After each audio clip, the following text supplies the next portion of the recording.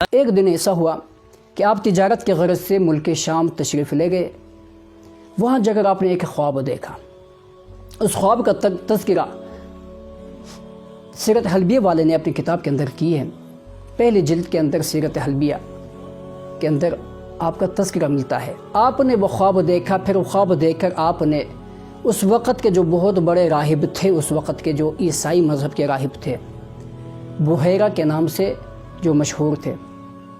آپ نے اپنا خواب اس کو بیان کیا۔ چنانچہ سیرت حلبیہ والے نے ان الفاظ کے ساتھ اس کو اپنی کتاب کے اندر ذکر کیا ہے کہ رأى القمر نزل الى مکہ، کہ ابوبکر صدیق نے ایک خواب دیکھا۔ خواب کے اندر وہ دیکھتے ہیں کہ قمر یعنی چاند مکے پہ اترا ہے۔ فدخل فی کل بیت، اور اس کی جو روشنی تھی وہ مکے کے اندر جتنے گھر تھے ان میں داخل ہو گئی۔ اس کے بعد وہ لکھتے ہیں کہ منہ شعبۃ، اس کی کچھ شاخیں تھے،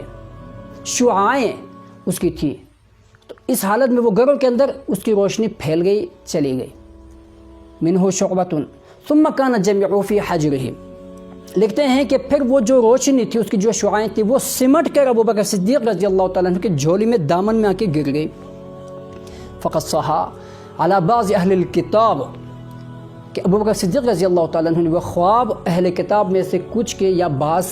کے سامنے بیان کیا کہ میں نے یہ ایسا خواب میں نے دیکھا ہے۔ فعبرہا لہو،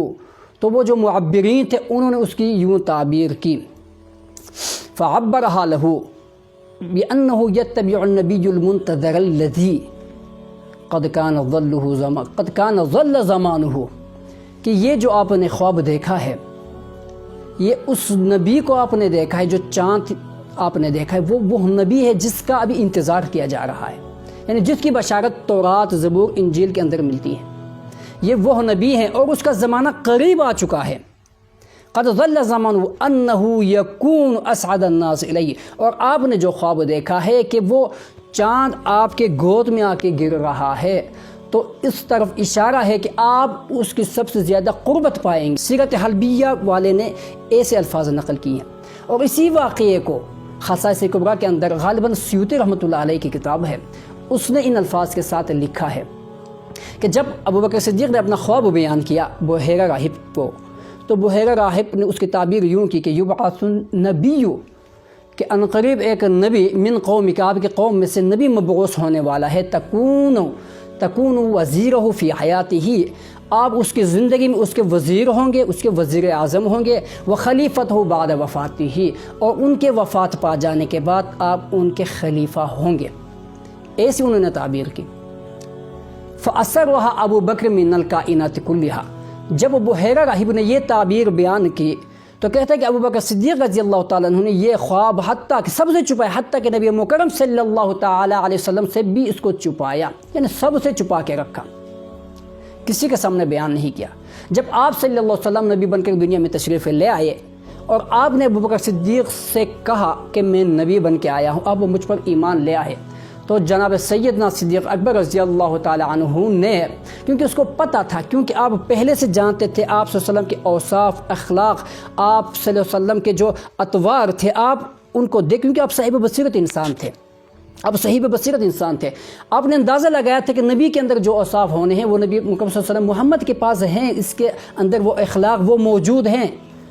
اور دوسری طرف آپ نے خواب بھی دیکھا تھا، تو آپ کے اس گمان کو تقویت اس سے مل گئی تھی۔ تو آپ صلی اللہ علیہ وسلم سے ابوبکر صدیق نے عرض کیا کہ آپ کے پاس کیا دلیل ہے کہ جو آپ نبوت کا دعویٰ کریں؟ مت دلیل علی ما تدعی یا محمد۔ اس کا مطلب یہ نہیں ہے کہ ابوبکر صدیق رضی اللہ تعالیٰ عنہ کو اس پر ایمان نہیں تھا، ایمان تھا،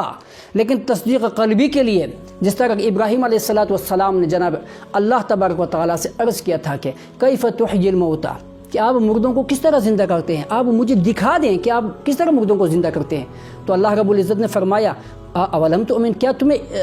تیرا اس پر ایمان نہیں ہے کہ میں مردوں کو زندہ کرتا ہوں؟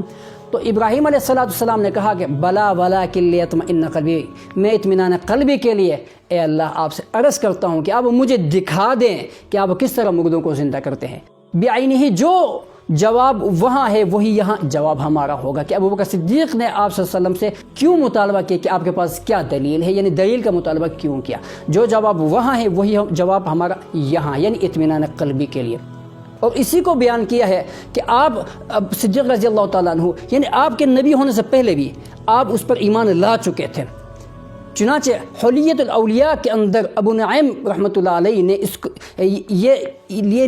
اس بات کو اس نے وضاحتاً بیان کیا ہے کہ ان ابا بکر آمن بالنبی صلی اللہ علیہ وسلم قبل النبوت ای علم انہ النبی المنتظر، کہ آپ کے نبی ہونے سے پہلے آپ ابھی نبی ہوئے نہیں، نبوت آپ کو ملی نہیں، پہلے ہی سے ابو بکر صدیق آپ پر ایمان لا چکے تھے